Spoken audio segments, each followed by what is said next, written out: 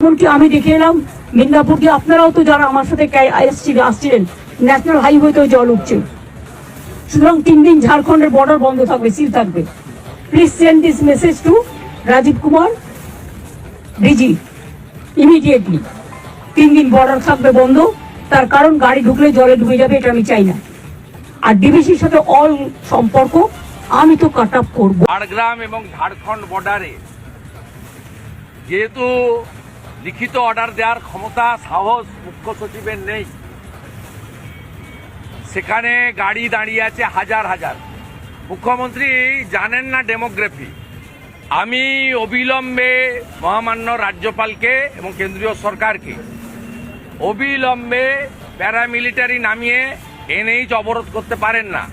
আমি 2টো অবধি দেখব, 2টোর পরে আমি নীতিন গডকরিকে লিখব, অমিত শাহজিকে লিখব, গভর্নরকে লিখব যে ইমিডিয়েট ওখানে ব্যবস্থা না হোক। উনি পশ্চিমবঙ্গের ভাবছেন নিজেকে প্রধানমন্ত্রী, পশ্চিমবঙ্গ একটা আলাদা দেশ, বা ডিবিসিকে সঙ্গে সম্পর্ক কাট আপ করবেন বলেছেন। আমি আপনাকে চ্যালেঞ্জ করছি, আপনি যদি মুখ্যমন্ত্রী হয়ে বলে থাকেন আজকে বিকেলের মধ্যে ডিবিসির সঙ্গে সম্পর্ক ছিন্ন করুন।